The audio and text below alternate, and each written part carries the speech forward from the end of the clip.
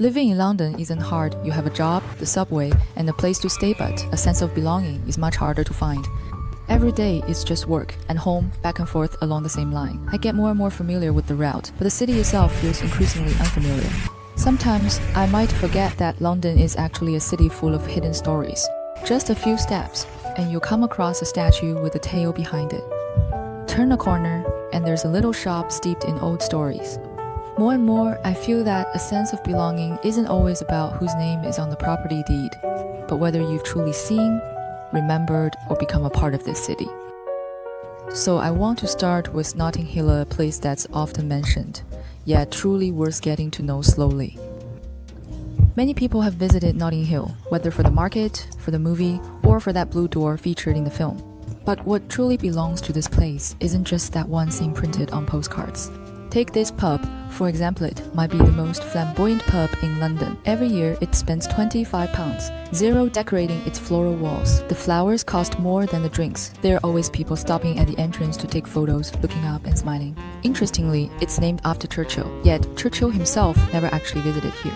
This is just like many stories in London. The main characters of history are always absent, but the scenery remains. But that doesn't stop people from clinking glasses at the door and saying, "To Churchill." The red postbox on the street corner, marked with the letters VR, dates back to the Victorian era. It stands silently in its original spot from ancient times to the present, as if waiting for the next letter, or perhaps as a reminder that while this city moves too quickly, history has never left. The record store on Portobello Road is where many locals got their first soundtrack of youth. Maybe it was from the British rock king David Bowie, or maybe it was from a name they've almost forgotten. Back then, many people would come here, trading 50p for a melody, or exchanging an old CD for a £10 voucher. It was a time all about swapping. They traded records, traded clothes, and also exchanged fragments of bygone days. Many people come here because of the movie Notting Hill, that blue door, that travel bookshop, and that unforgettable line when the dazzling superstar heroine carefully confesses her feelings to the bookshop owner. I'm also just a girl, standing in front of a boy, asking him to love her. All of these were once the most romantic footnotes of the city. After the movie was filmed, the bookstore changed its appearance, and the Blue Door became a popular photo spot. But the real stories that belong to this neighborhood, you might not know that the Blue Door in the film was actually based on the real one, located at 280 Westbourne Park Road. It was once the home of the screenwriter Richard Curtis, and the travel bookshop actually exists in real life as well. Its inspiration was in fact the Notting Hill bookshop at the address mentioned above, and the bookstore is still open for business.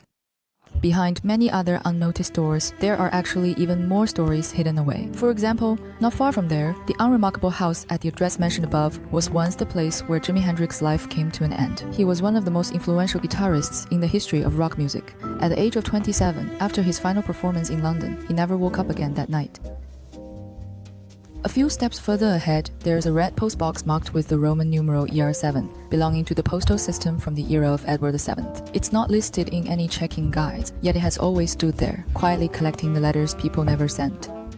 These houses are now dream assets, but back in the 18th century, they were actually just cottages for potters and pig keepers. In the Ladbroke area, the winding streets were actually the racetracks of a 19th century horse racing course. The horses are long gone now, and the track has been smoothed away by time, but its shape still remains on the map. This Ladbroke Grove Garden is the largest private garden in London, and at its entrance, a sign reads "Residents Only."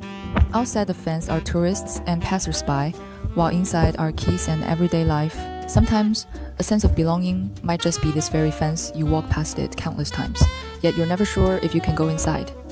This brand museum holds jars that people once used to store medicine, sweets, and memories, from rat poison and seasickness pills to souvenirs from the 1851 Great Exhibition.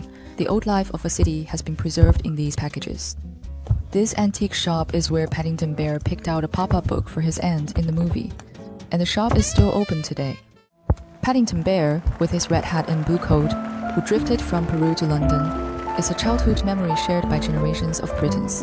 The real-life shop owner doesn't allow photos. He says he doesn't like advertising. Perhaps more than fame, he simply doesn't want to disturb the regular customers who come day after day.